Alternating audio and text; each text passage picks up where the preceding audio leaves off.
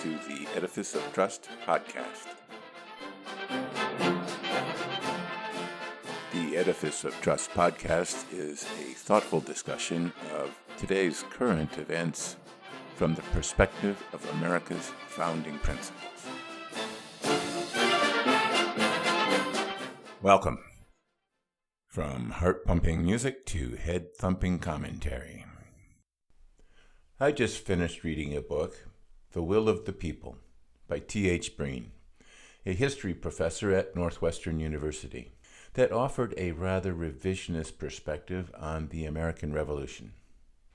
Instead of focusing on the role of the founders, such as George Washington, Benjamin Franklin, and Alexander Hamilton, the author examined how the Revolution impacted ordinary people, and more importantly, why the Revolution didn't descend into a welter of murder, terror, and tyranny, such as occurred after the French and Russian revolutions, as well as many others.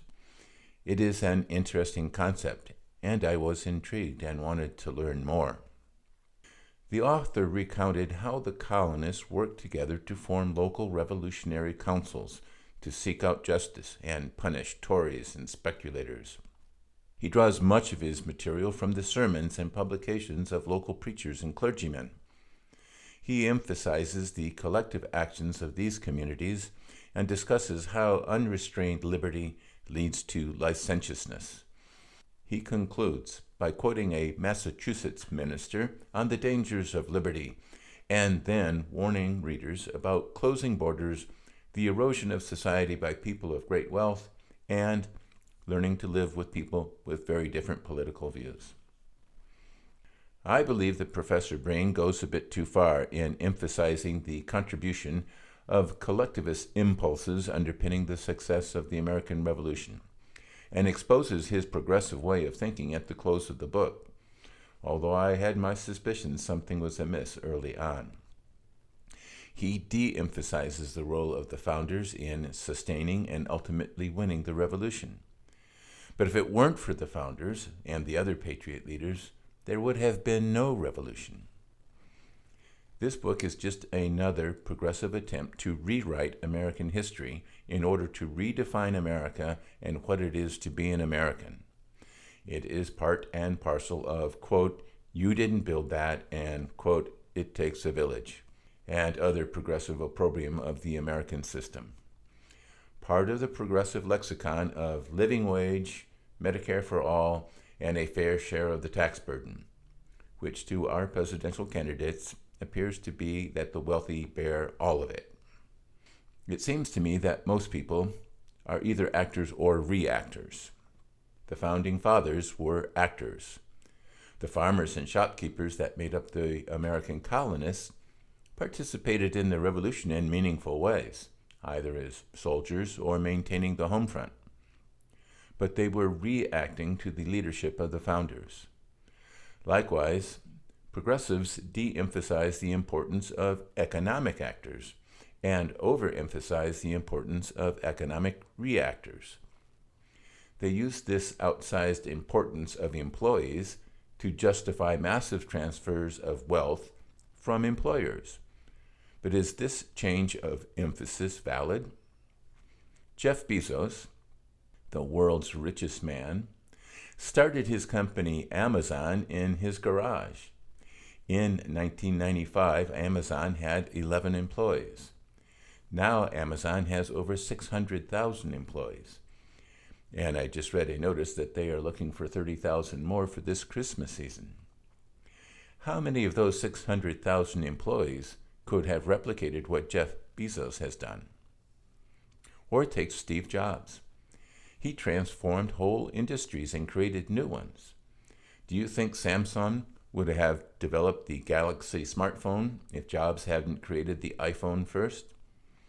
Apple has about 90,000 employees in the United States, plus many more overseas, but also claims that 2.4 million Americans are employed because of Apple, as not only component and equipment manufacturers, but also from app developers and video game creators. Sure, Bezos and other entrepreneurs are super wealthy, but they did not become wealthy by hiring people at starvation wages. Many Amazon and Apple employees are wealthy themselves. Progressives like Elizabeth Warren and socialists like Bernie Sanders invariably portray these billionaire entrepreneurs as depraved, greedy people that don't pay their fair share of taxes. But Bill Gates and Warren Buffett plan to give away most of their wealth to charitable causes through the Giving Pledge, as have over 200 other pledge-signing billionaires.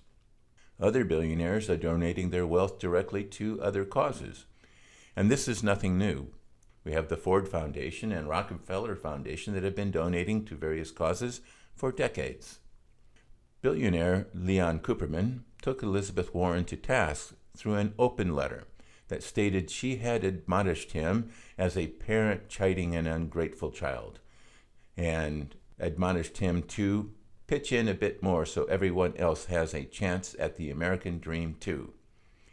Even though it is clear that many of these greedy billionaires are creating hundreds of thousands of jobs for people chasing their own version of the American dream. He noted his own humble beginnings and how hard work and determination allowed him to accumulate great wealth that allows him and many of his wealthy friends to donate to various charitable causes. He also shows that his wealth has been spread around to all the employees he and his friends have hired. He states that many of the confiscatory tax proposals of the progressive candidates are based on the dubious economic studies of Emmanuel Saez and Gabriel Zuckman.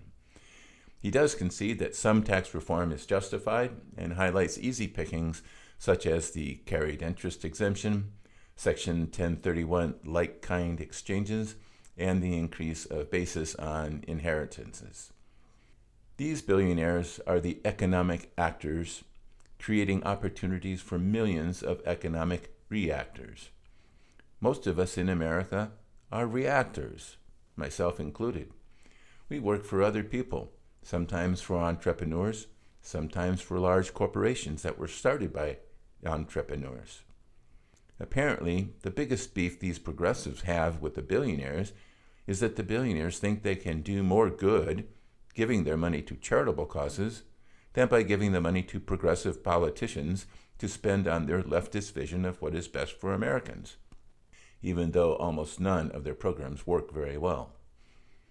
Their plan for Medicare for All will drive the entrepreneurs and visionaries, otherwise known as actors, out of medicine and replace them with bureaucrats, otherwise known as reactors. Price caps on prescription drugs will drive research and development funds, along with the researchers and developers, out of the pharmaceutical industry. The entire progressive vision is to drive entrepreneurs and visionaries, otherwise known as actors, out of economic activity and replace them with bureaucratic economic planning offices staffed by reactors more interested in their continued employment until retirement with a government-guaranteed pension than with creating great new products.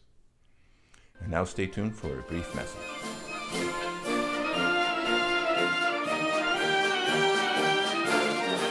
Phew! We made it.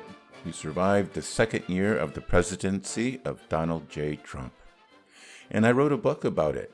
2018, Surviving Trump, documents many of the trials and tribulations that we faced during 2018 and analyzes their importance from the perspective of America's founding principles.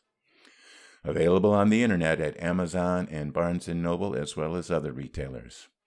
Links to 2018 Surviving Trump and my other books are available on my website, www.edificeoftrust.com.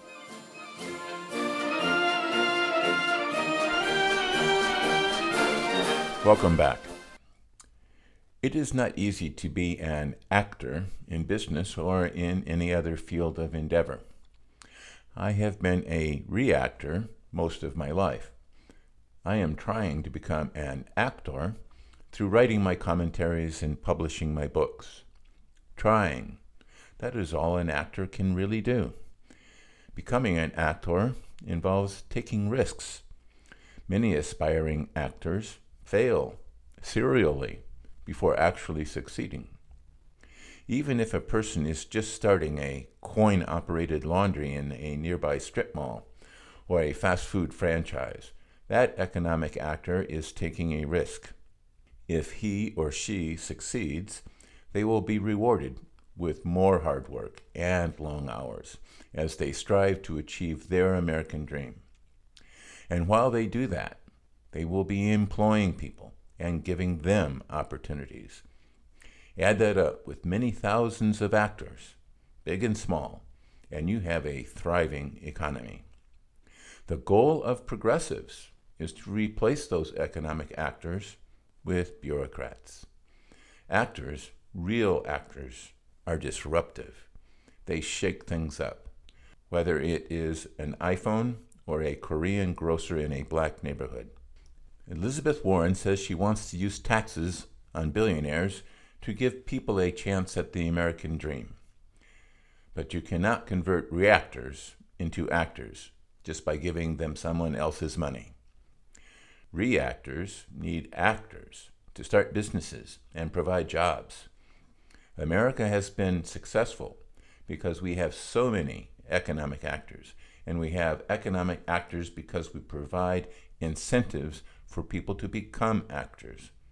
Socialist countries fail because they have very few economic actors, and they have so few economic actors because they punish economic actors rather than reward them. We need to encourage and incentivize economic actors because they are vital to our free market economy. Don't get me wrong, we also need economic reactors. But the more economic actors we have, the better off the reactors are. Thank you for listening.